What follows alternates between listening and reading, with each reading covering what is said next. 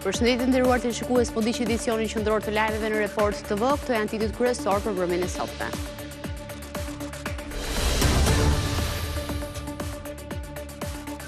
Gjashtë persona u arrestuan nga policia e Sarandës pas dhunimit të shefit të krimeve të këtij komisariati, Mateo Bakalli.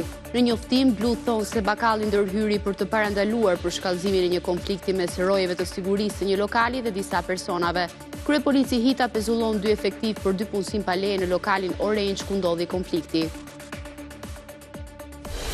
E bëra për t'u hakmarrë për vëllain tim, të cilin e ka plagosur 15 vite më parë. Kështu ka deklaruar para hetuesve Poli Boriçi, 52 vjeçari, arrestuar për atentatin e dështuar në Elbasan, ku shënjestër ishte 50 vjeçari Ermir Kërtezi. Nga ana tjetër, Kërtezi thotë se me atentatorin e tij jetoni normalisht në një lagje prej vitesh. 6 pushues të rinj, 5 prej të cilëve nga Kosova dhe 1 nga Rësheni mbetën të lënduar pasi zjarri përfshiu hotelin ku ata qëndronin në zonën e Lungomares në Vlorë. 5 të lënduar u transportuan në Tiranë, ndërsa një vajzë është në gjendje të rëndë. Reagon i tronditur kryeministri në detyrë i Kosovës.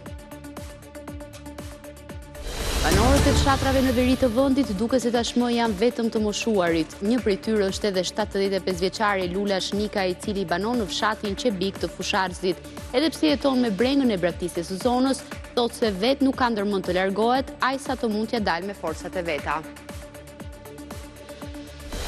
PDK dhe AK refuzuan ftesën për takim. Ushtruesja e detyrës së presidentes në Kosovë, Albulena Haxhiu, thotë se pa një marrëveshje për presidentin, vendi do të shkojë sërish drejt zgjedhjeve të parakoshme. Ajo e cilësoi refuzimin e këtyre 2 partive të pamatur e të gabuar.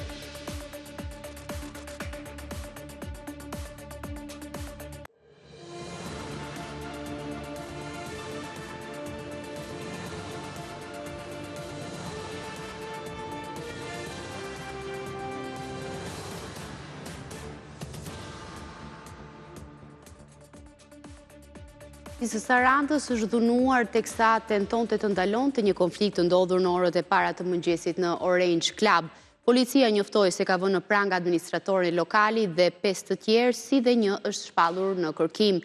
Gjithashtu, me urdhër të kryepolicit Skënder Hita, janë pezulluar edhe 2 efektiv policie, të cilit ishin të 2 punësuar pa leje në klubin e natës.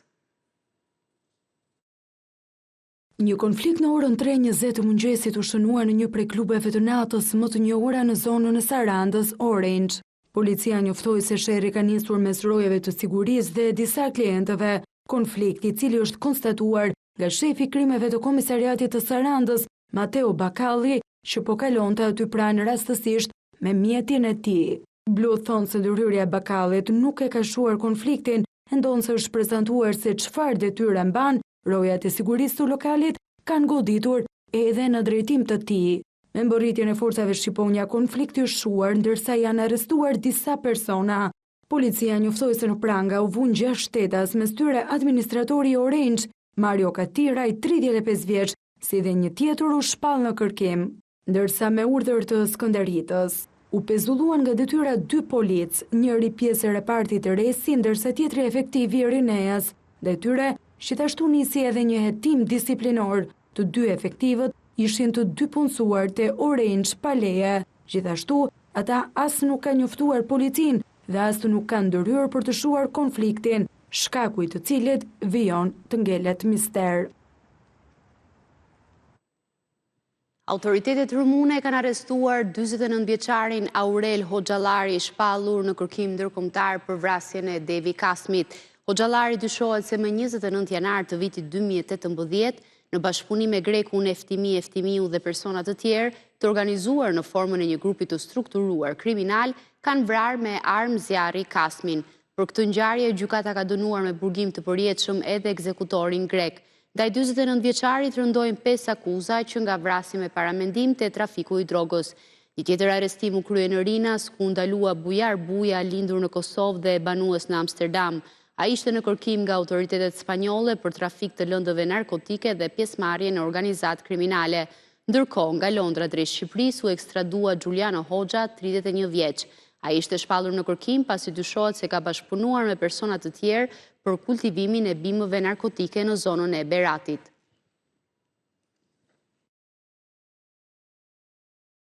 Detajet të reja janë mësuar nga atentati i dështuar i një dite më parë në një lokal në hyrje të Elbasanit. Autori ka deklaruar se kreu sulmin për hakmarrjen ndaj personit që sipas tij kishte plagosur vëllain e tij vite më parë. Ndërkohë, shënjestra e atentatit pretendon se marrëdhëniet mes tyre ishin normalizuar. Fatmirësisht ngjarja nuk pati viktima pasi arma nuk funksionoi në momentin e sulmit. E bëra për t'u hakmarrë për vëllain tim të cilin e ka plagosur 15 vite më parë. Kështu mësohet duke deklaruar para hetuesve Poli Boriçi, 52 vjeçari, e arrestuar për atentatin e dështuar në Elbasan, ku shënjesër ishte 50 vjeçari Ermir Kërtezi. Sipas deklarimit të tij, motivi i sulmit lidhet me një ngjarje të ndodhur vite më parë. Boriçi ka pretenduar se Kërtezi i kishte plagosur të vëllain dhe se pasojat e asaj ngjarje ka qenë të rënda deri në paralizimin e tij. Po përballë këtij versioni, qëndron deklarimi i personit që ishte shënjestra e sulmit. Kërtezi ka thënë se marrëdhëniet mes tyre ishin normalizuar dhe se dy familjet banonin pranë njëra tjetrës dhe nuk kanë patur probleme për një dekadë gjysmë. Ndërkohë, burime nga grupi hetimor bëjnë me dije se janë duke hetuar edhe pista të tjera, ndoshta një konflikt i kohëve të fundit mes vetë autorit dhe shënjestrës. Ngjarja e pazakontë ndodhi rreth orës 12:40 së shtunës në lokalin në hyrje të qytetit të Elbasanit, i cili në ato momente ishte plot me klient. Nga këto pamje të siguruara nga Report TV, duket objektivi i atentatit 50 vjeçari Kërtezi, i veshur me bluzë të zezë, ai fillimisht ndodhet brenda lokalit, kalon mes përmes ambienteve të jashtme të barit dhe ndalet për pak sekonda jashtë. Por lëvizjet e tij janë ndjekur nga atentatori Poli Boriçi, i cili ishte në kafe në shoqërinë e bashortes. 52 vjeçari Boriçi çohet menjëherë nxjerr pistoletën, ja vendos në kokë Kërtezit, por arma i bllokohet. Objektivi reagon shpejt, shtyn atentatorin dhe ka arritur të largohet me shpejtësi. Boriçi e ka ndjekur për pak metra personin që donte ta eliminonte dhe më pas është larguar nga vendi i ngjarjes. Por arratia e tij ka zgjatur vetëm pak, pasi policia ka mundur ta lokalizojë dhe ta arrestoj. Arma e zjarrit që dyshohet se u përdor në atentat u sekuestrua si provë materiale. Tashmë hetuesit po verifikojnë historinë konfliktet mes palëve, verifikimin se çka ndodhur 15 vite më parë dhe rrethanat me të cilat marrëdhëniet mes dy familjeve, sipas shënjestrës, ishin normalizuar. Një sasi tritoli ka shpërthyer në orët e vona mbrëm në shtëpinë të shumë kërkuarit Ylli Zalla në Fushkruj. Ngjarja u zbulua vetëm para ditën e së dielës pasi policia u njoftua nga gruaja e tij, e cila ndodhet në Itali. Nga shpërthimi u dogj automjeti i 49 vjeçarit, ndërsa hetuesit po verifikojnë edhe versionin pistën që lënda plasëse mund të jetë vendosur nga vetë Zalla me qëllim për të kërkuar azil. Një sasi tritoli ka shpërthyer në orët e vona të mbrëmjes të së shtunës në banesën e të shumë kërkuarit Ylli Zalla në fshatin Zallë të Fushkrujës. Policia ka njoftuar se nga shpërthimi nuk ka të lënduar, por dëme materiale pasi ka marrë flag dhe është djegur automjeti në pronësi i këtij shtetasi, i cili ishte i parkuar pranë banesës. Zalla është në kërkim pasi në banesën e tij në fshatin Zallë janë gjendur arsenale armësh që dyshohet se u ashiste grupeve kriminale. Report TV ka mësuar përmes burimeve se policia dyshon se Ylli Zalla dyshohet ta ketë vënë vetë tritolin pasi banesa është bosh për shkak se familja është jashtë vendit. Por pretendime të tilla vetë Zalla i mohoi. Ndodh se në arati, në një video të siguruar nga Report TV, duket se ai është faqur para banesës së tij dhe akuzon policinë se ja ka vendosur tritolin. Unë dyshoj ke policia shtetit bashkëpunim me banda, drejtor i policisë kushdo qoftë. Unë i bëj thirrje shtetit ta zbar ngjarjen sa më parë, i vej para drejtësisë. Ka qenë bashkëshortja e Zallës, e cila ka njoftuar mëngjesin e sotëm policinë nga Italia. Fillimisht gruaja ka pretenduar se përveç tritolit kanë gjetur edhe një letër kërcënuese, po më pas e ka tërhequr si alibi. Besohet se letra është hequr pasi përmes ekspertizës grafoteknike të shkrimit mund të analizohet dhe kuptohet kush e ka shkruar. Ylli Zalla rezulton në kërkim prej nëntorit 2025, kur në banesën e tij u zbulua arsenal armësh pas hetimeve lidhur me vrasjen e Gilman Dodanit dhe Muçi Shaljanit në Rinas. 49 vjeçari është një person me precedent të mëparshëm dhe emri i tij është i lakuar edhe në ngjarje kriminale. Forcat Renea kanë organizuar 2 aksione për kapjen e tij në mars dhe qershor, por kanë dështuar. Më 20 shkurt të këtij viti, policia zbuloi një arsenal armësh në fshatin Zallë që dyshohet si përkisnin 49 vjeçarit. 12 vjet më parë, Zalla është arrestuar për po të njëjtën vepër penale, prodhim të bombave artizanale dhe i përfshirë edhe në prodhim dhe shitje droge. Në atë kohë dyshohej për lidhje me grupin ISIS për rekrutim të shqiptarëve për xhihad.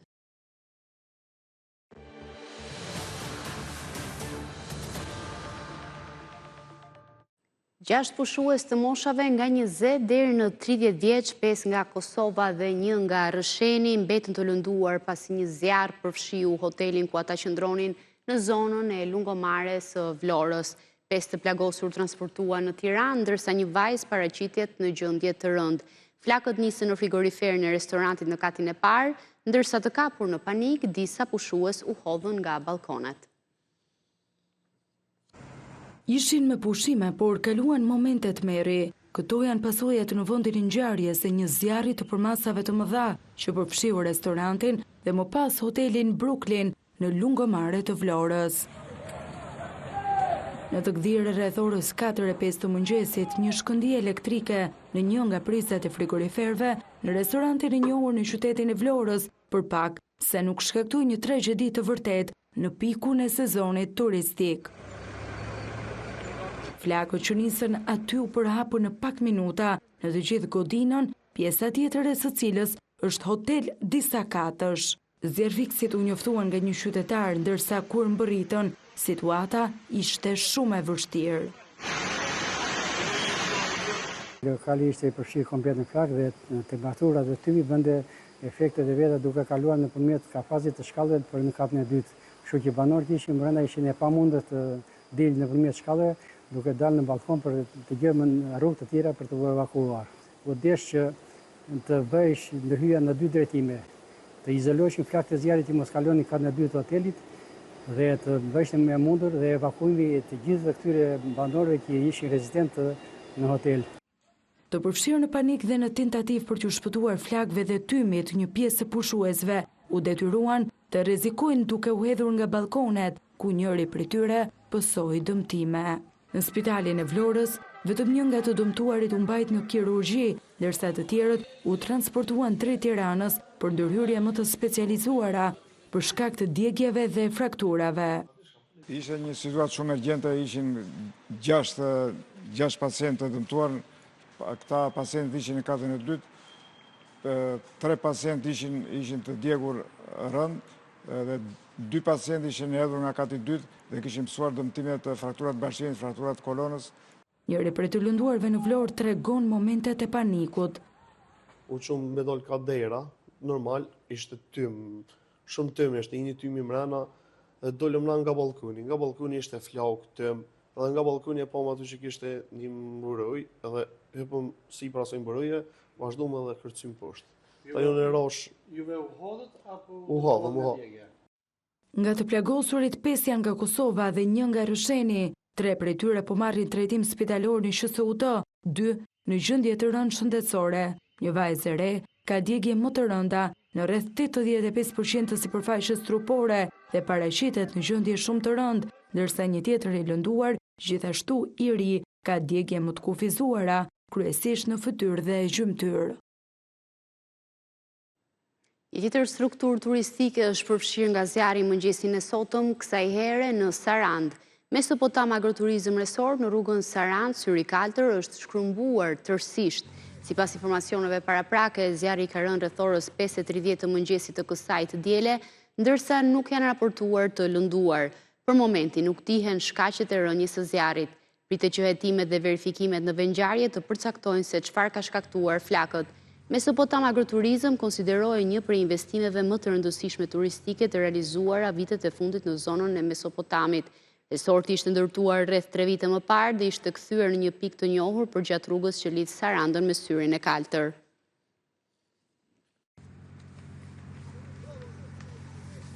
Njëzet vatra zjarri janë evidentuar në të gjithë vendin përgjatë 24 orëve të fundit, nga të cilat 11 vijojnë të jenë aktive, ndërsa 3 në monitorim. Vatrat më problematike janë në Gurlur dhe Qafhelmes në Dibër, Mali i Dajtit në Tiranë, si dhe Vakumone në Shëngjergj.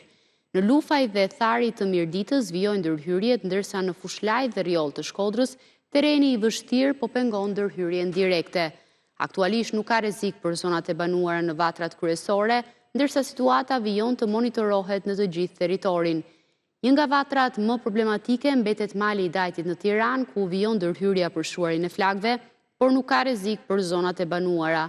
Ndërkohë, vatrat në Prisk, Gure Madhe, Fark, Lundër janë në kontroll. Në operacionet për shuarin e tyre marrin pjesë 387 forca operacionale dhe 23 automjete zjarfikse. Në mbështetje janë angazhuar gjithashtu 100 efektiv të ushtrisë, 2 automjete zjarfikse, 3 helikopter dhe 2 avion Air Tractor.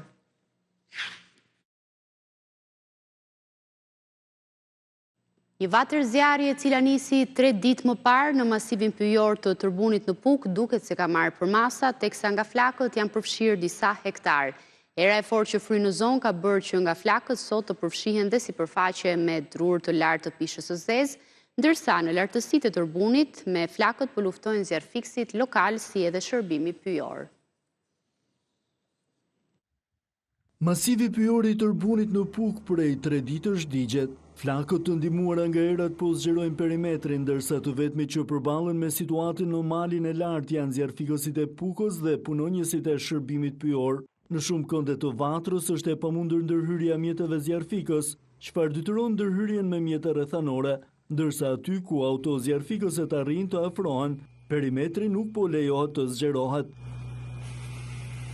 Deri tani janë 10 hektar shkure të shkrumbuara, ndërsa sot flakët, siç shikohet dhe nga pamjet, kanë arritur në pyjet e lartë të pishës, që të ndihmuara nga erat po përhapen shpejt, duke shkaktuar dëme kolosale për ekonominë pyjore të masivit.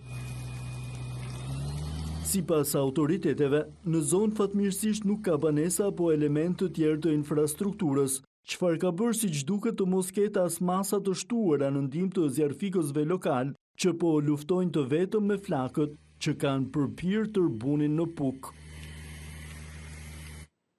Të shkëtani një blok të shkurtër me ngjarje të tjera kryesore të ditës.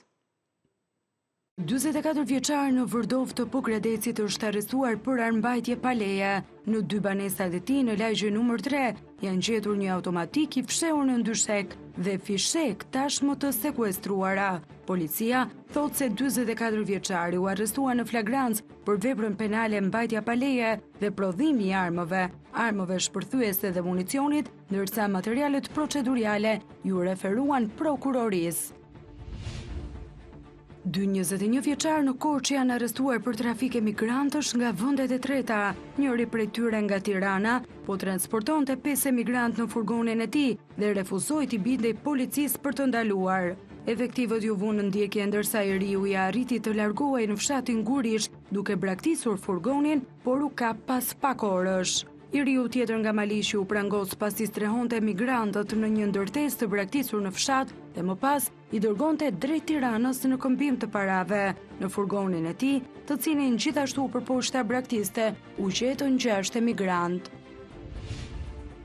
Deputetja e Partisë Demokratike Ina Zhupa ka denoncuar gjendjen e kabinave elektrike në Sarand. Në pamje të shpërndarë ajo shkruan se kabinave u janë vendosur freskuese për të shmangur mbi nxehjen apo ndonjë defekt tjetër. Kjo, thot Zhupa, është një çështje serioze sigurie, pasi kabinat elektrike të vendosura në hapësirat urbane duhet të plotësojnë standarde të qarta teknike, të jenë të mirëmbajtura dhe të siguruara për të mbrojtur qytetarët dhe bizneset përreth nga zjarri dhe kërkoi inspektim urgjent të tyre. Partia e Lirisë akuzoi sot qeverinë se ka dështuar në politikat e strehimit, sidomos të familjeve të reja, duke sjellë si shembull rritjen e çmimeve të qerave në Tiranë. PL thotë se nivelet absurde të banesave nuk tregojnë vetëm një krizë të tregut, por edhe të politikave të gabuara të qeverisë që favorizon betonizimin, kullat dhe interesat e oligarkëve.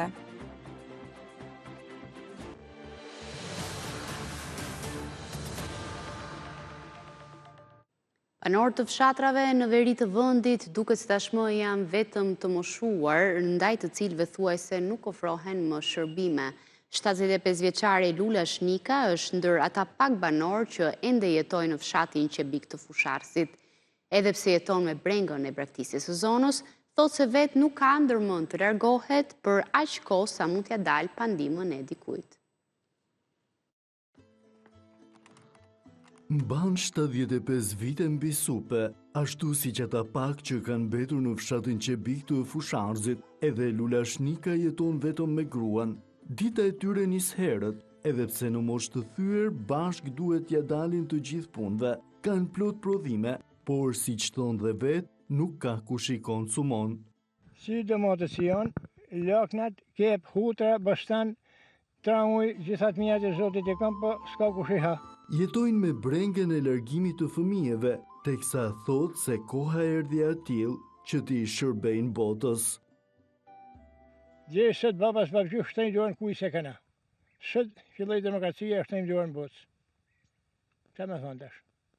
Jam 76 vjeç, falëndesh zotit kam shnetë të takat, po s'kam perspektivë. Nesë më del shpirti, nesë del në 5 sahati, mjesit me këhe ujt, jam rëzua, kam ranë kanalt, s'kam pas kam ranë telefon me thana, asë kam kush me dorën. Vend me ba djelë, të se reja, të se nipat, e bajon. Lula shi e qmon shumë vendlindjen, ma dje thot se ndoshta nuk të ofron shumë pasuri, ama qetësinë e shpirtit po. Po në vendlindjen tonë nuk ka gjë më të mirë. Vendlindja jote është shumë e lartë për ata që din e për ata që ka jetë lumtur. Për ata që s'ka jetë lumtur, dele thaj shafën rrugat dënjas, myten, rriten, edhe se dikush se ku është, as kush është. Mbarshtimi i bletëve për të është argëtim, ndaj çdo ditë kohën më të bukur e kalon aty. Një bletë kam bje, edhe i kam bo dje 150 copa, kam prej zotit bollë. Lula Shnika jeton me frigën e vetmis, por edhe i vendosur të mos largohet edhe pse tashmë jeton në një fshat që ka vetëm disa të moshuar. Shqetësem për fshatin se s'ka një gjallë me i thonë, o ku je marë? Marë ku je, si në atë kohë, u deshke me shkuat e i shoqet e kumarët e i dasha mirë me pi kafe me një mua, sëtë nuk vjetë kush me të një mua. Në kohën e 91-shit, që ka fillu demokracia, në kohën 300, 15 shpi, 16 shpi, darë Shqipik. Sëtë se janë 27 shpi, darë Shqipik. S'ka kërkan, si ka fëmija, s'kan veç i pjek e pjek. Edhe ato që kanë bërë? Po, edhe që kanë me pjek e pjek, s'ka kanë tjetër. Fshatrat e veriut po veniten dita ditës, teksa shërbimet janë të kurrur, e banorët e mbetur atje rendin drejt zonave urbane me qëllim jetën pak më të lehtë. Banorët e Kryeziu të larguar ndër vite u mblodhën edhe këtë meskush në festën e Kryeziu të rikthyer tashmë në traditë. Kryebashkiaku i Fusharzit Hil Curi u bëri thirrje bijve të zonës të kundërshtojnë projektin për shkrirjen e bashkisë së tyre me atë të Pukës. Shumë fshatra në veri kanë nisur organizimin e festave që synojnë rikthimin nga vendlindja dhe ribashkimin si dikur. Një të tillë e ka kthyer në traditë prej disa vitesh edhe Kryeziu në Fusharës, fshati origjinës së Atë Shtjefën Gjeçovet. Emigrant, por edhe banor të larguar si çdo mesgushti, edhe këtë vit rikthyen në fshat gjallërinë e dikurshme. Gjithmonë për gëzim u takofshim Kryezi dhe mirafshim. Gëzuar festën Kryeziu ynë i shtrenjtë. Kryebashkiaku i Fusharzit Hil Curi shfrytëzoi dhe një herë rastin për t'ju bërë thirrje banorëve që të mbrojnë kauzën që Bashkia e Fusharzit të mos shkrihet, siç është parashikuar në draftin socialist të reformës territoriale. Shumë e rëndësishme ju bëj thirrje çdo djalë i vajze Kryeziut tonë Bashkisë Fusharzit, shfrytëzoj edhe rastin që t'i bashkohen kësaj, t'i dalin zot, është punë e drejtë dhe e shenjtë dhe mendoj se është pjesa më morale që ka identiteti i Bashkisë Fusharzit. Fshati Kryezi, i njohur për resurset që natyra i ka dhuruar, është ndër zonat që po i shtohet dita ditës ofertës turistike të Shqipërisë, fal dhe investimeve që kanë nisur të bëjnë emigrantët.